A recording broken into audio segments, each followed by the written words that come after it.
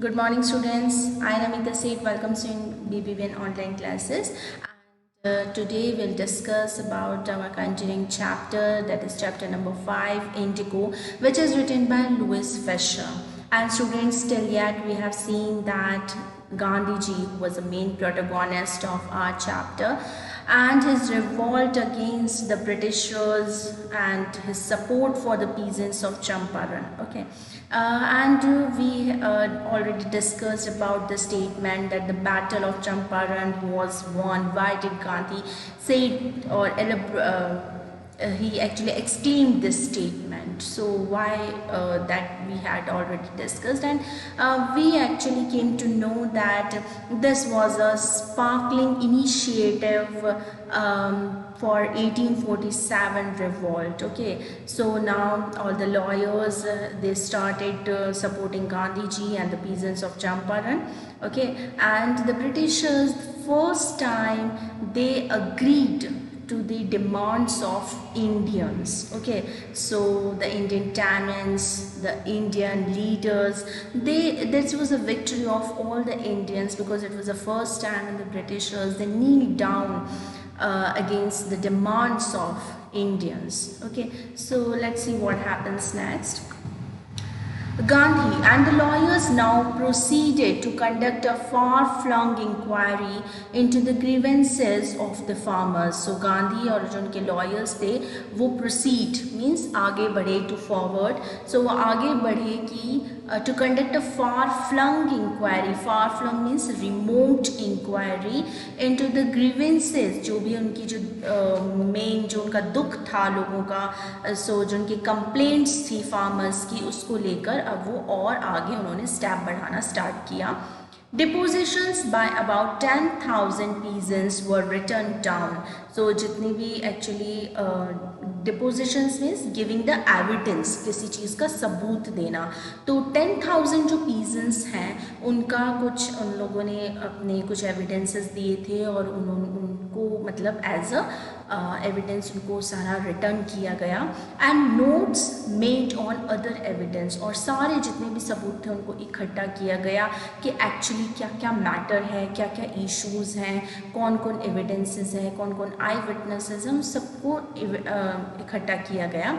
Documents were collected, और सारे documents भी कलेक्ट किए गए. The whole area throbbed with the activity of the investigators and the vehement protest of the landlords. So whole area was throbbed. Throb means quivered with the activity of investigators. जितने भी जो investigators थे वो पूरा जो area था वो बिल्कुल क्या हो गया था, it got shuffled, it got shivered, है ना, कि पूरा एरिया बिजी हो गया था. किससे बिजी हो गया था? From with the activities of investigators. मतलब इतनी ज़ोरों शोरों पर सारी इन्वेस्टिगेशन हुई कि सारा एरिया बिल्कुल शिवरिंग करने लग गया था. And the vehement means very forceful, बहुत कह सकते हैं ना, very forcefully. Okay, protest of the landlords, और जो प्रोटेस्ट यानी अपोजिशंस, तो जो लैंडलॉर्ड्स थे वो जो बहुत ज़्यादा अगेंस्ट हो रहे थे, उनका जो अपोजिशन था वो अब चंपारण में दिख रहा था कि किस तरह से चंपारण में पूरा चंपारण जो था वो हिल उठा था इन्वेस्टिगेटर्स और प्रोटेस्टर्स से. In June, Gandhi was summoned to Sir Edward Gate, the Lieutenant Governor. So June में गांधी जी को बुलाया गया. Summoned means a legal notice or to call some upon legally. Okay, so उनको एक समन भेजा गया, बुलावा भेजा गया सर एडवर्ड गेट ने, जो कि उस समय लिeutenant गवर्नर थे. Before he went, he met leading associates and again laid detailed plans for civil disobedience if he should not return. So उन्होंने एक्चुअली पूरी प्लानिंग के साथ गए, क्योंकि उन्हें पता था कि हो सकता है ब्रिटिशर्स की कोई प्लानिंग हो और वहीं वो गांधी जी को अरेस्ट कर दें. तो वो अपनी जो प्री प्लानिंग्स थी चंपारण को लेकर वो सारी उन्होंने अपने एसोसिएट्स के साथ डिस्कस करी. अपने जितने भी प्लान्स थे सिविल डिसोबीडियंस को लेकर, अगर वो नहीं आते हैं तो उन्होंने पूरी प्लानिंग ऑलरेडी पहले से बता दी थी कि उन्होंने स्टेप बाय स्टेप उनके एसोसिएट्स को क्या करना है. Gandhi had 4 protracted interviews with the lieutenant governor, who as a result appointed as official commission of inquiry into the indigo sharecroppers situations. So he has actually 4 प्रोटोलॉन्ग interviews, है ना, 4 उनके ऐसे कुछ इंटरव्यूज़ हुए लेफ्टिनेंट गवर्नर के साथ में। एज ए रिजल्ट उनको ये हुआ कि appointing an official commission of inquiry into the indigo sharecropper situation, यानी जितने भी 4 इंटरव्यूज़ हुए उनका ये रिजल्ट हुआ कि एक ऑफिशियल कमीशन बिठाया गया कि पूरे जो शेयर क्रॉपर्स की सिचुएशन है चंपारण में उसके रिगार्डिंग एक कमेटी बिठाई गई कि पूरी इंक्वायरी डिटेल्ड इंक्वायरी करी जाएगी कि एक्चुअली शेयर क्रॉपर की सिचुएशन क्या है। The commission consisted of landlords, government officials and Gandhi as the sole representative of the peasants. So जो commission थी उसमें कौन कौन था? landlords थे, government officials थे और गांधी थे as the sole means the only representative of the peasants, यानी peasants का सिर्फ एक ही representative था, वो थे गांधी जी। So इस टाइप की कमेटी बनाई गई for the sorting of the complaints of sharecroppers. Gandhi remained in Champaran for an initial uninterrupted period of 7 months and then again for several shorter visits. So Gandhi actually वो चंपारण में ही रहे कुछ initial time के लिए and in interrupted period, ऐसा period जिसमें without any interruption वो 7 months के लिए वहाँ पर रहे, then again for several shorter visits. Okay, फिर आते जाते रहते थे. The visit undertaken casually on the entreaty of an unlettered peasant in the expectation that it would last a few days occupied almost a year of Gandhi's life. और ये जो visit थी बार बार जो मतलब जो peasant थे वो actually उनके expectation के बिन मतलब expectation थी तो गांधी जी को बार बार बुलाया नहीं जाता था through the letters, but he owned actually wanted to visit the the peasants of Champaran or visit to the place of Champaran because he wanted कि वो उनकी प्रॉब्लम्स को बिल्कुल ही the problem should eradicate from its roots and वो ये चाहते थे कि मतलब चंपारण जो है वो उनकी जो शेयर क्रॉपर्स की जो प्रॉब्लम्स है वो पूरी टोटली वहाँ से इरेडिकेट हो जाए, इसलिए वो बिना किसी बुलावे के ऑलमोस्ट अ ईयर वो आते जाते रहते थे चंपारण में। The official inquiry assembled a crushing mountain of evidence against the big planters, and when they saw this, they agreed, in principle, to make refunds to the peasants. But how much must we pay? They asked Gandhi. So जब एक बड़ी सी detailed inquiry हुई, सारे assembled हुए, collected हुए वहाँ पर, और हम कह सकते हैं कि बहुत बड़े बड़े एविडेंस अगेंस्ट बिग प्लांटर्स के शो हुए because Gandhi himself was a good lawyer. So जो मतलब इतने बड़े एविडेंस उन्होंने दिखाए बिग प्लांटर्स के अगेंस्ट कि एक्चुअली आखिरकार जो ब्रिटिश ऑफिशियल्स थे उन्हें मानना पड़ा and they actually agreed to refund to the peasants, जो भी उनका मतलब लॉस हुआ है पीजेंट्स का उनको रिफंड करने के लिए वो तैयार हो गए। Then they asked Gandhi ji that how much they used to pay, कितना उनको देना होगा compensation. They thought he would demand repayment in full of the money which they had illegally and deceitfully extorted from the sharecroppers. तो उन्हें क्या लगा कि ये जितना भी लॉस हुआ है शेयर क्रॉपर्स का या जो ब्रिटिशर्स ने जितना भी मतलब उनसे इलीगली उन्होंने लिया है या डिसेप्ट किया है, मतलब डिसेप्ट मतलब क्या होता है, धोखेबाजी से करना है ना, किसी को धोखा देना, तो धोखेबाजी से इलीगली जितना भी उन्होंने forcefully, extorted means by forcefully, तो जितना भी पैसा उन्होंने ज़बरदस्ती पीजेंट से लिया है वो उनको वापस देना पड़ेगा। फुल पेमेंट उन्होंने सोचा था। ही आस्क्ड ओनली 50%, लेकिन गांधी जी ने कितना मांगा?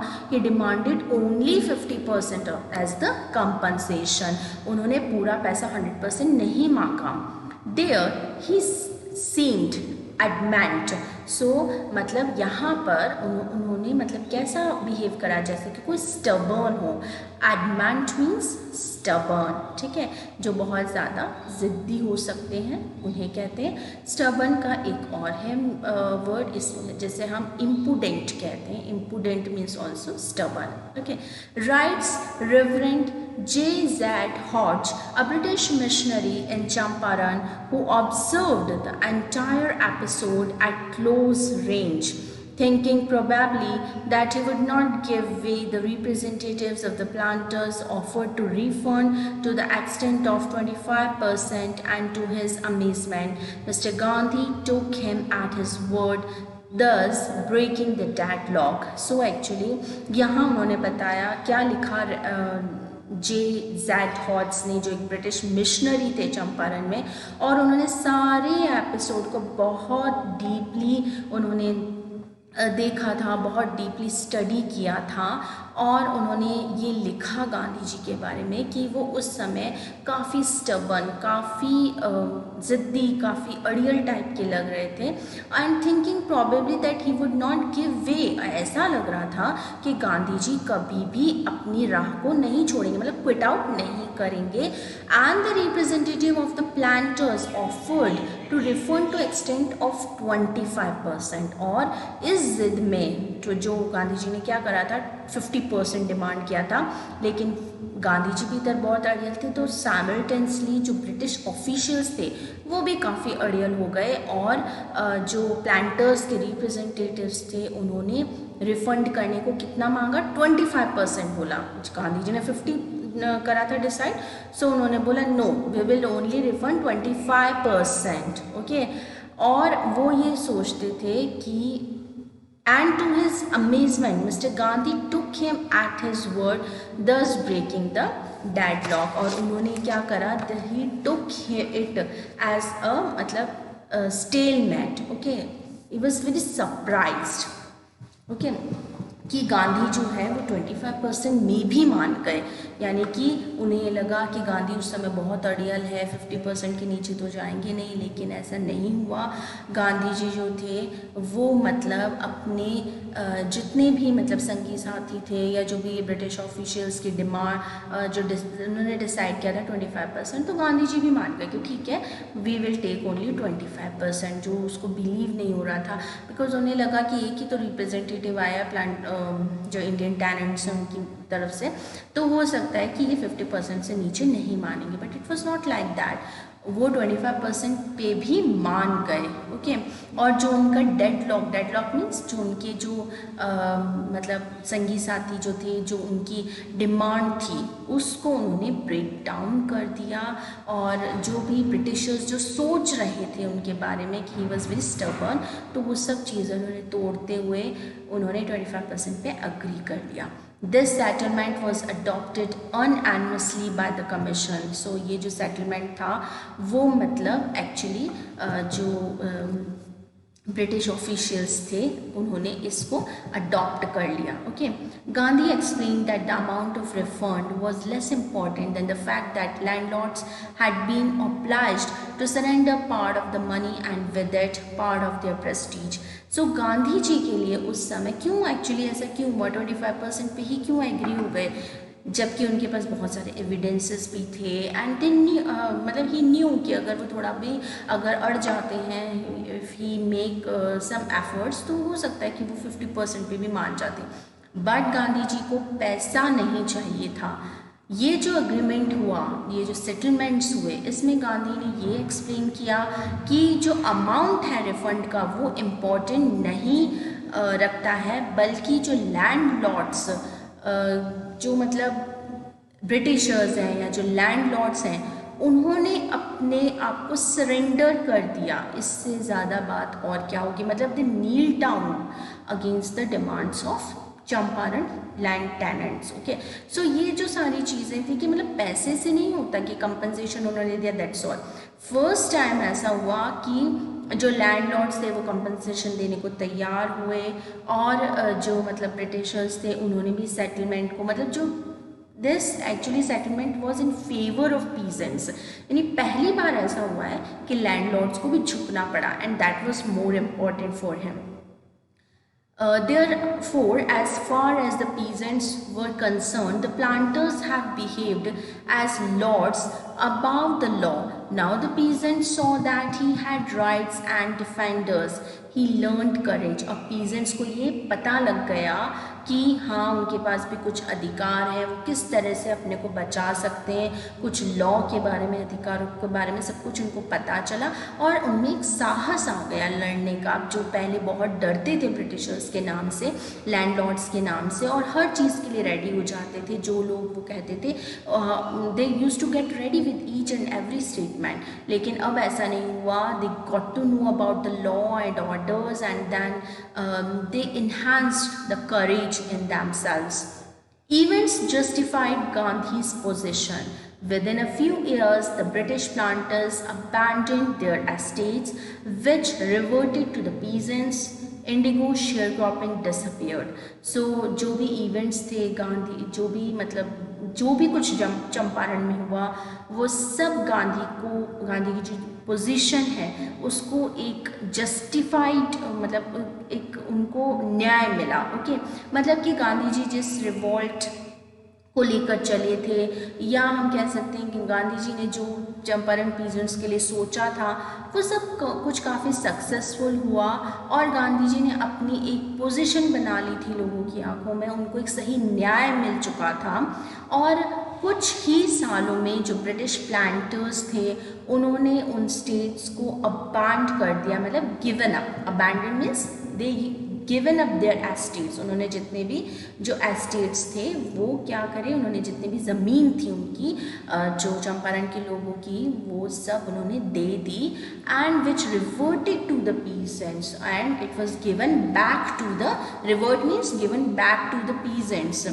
Indigo share cropping disappeared. और क्या हुआ, इंडिगो शेयर क्रॉपिंग मतलब पहले जो पीजेंट्स शेयर करते थे क्रॉप्स, है ना, 15% अपनी लैंड में जो इंडिगो ग्रो कर रहे थे, वो सारे इंडिगो जो शेयर क्रॉपिंग्स थी वो सारी डिसअपियर्ड हो चुकी थी, वो हट चुकी थी. यानी अब पीजेंट अपने लिए, अपने उसको अपनी ज़मीन मिल चुकी थी, वो अपने लिए फार्मिंग करता था, वो अपने लिए कमाता था, अपने लिए उनका मतलब सब कुछ जो था वो मतलब फाइनेंशियली वी कैन से कि जो क्राइसिस में वो लोग गुजर रहे थे वो काफ़ी ठीक हो चुका था. एंड गांधी जी ने उनको सही में चंपारण के जो लोग थे उनको काफ़ी न्याय भी दिलाया था. Okay, so this is it for today, and will see the next part of the chapter.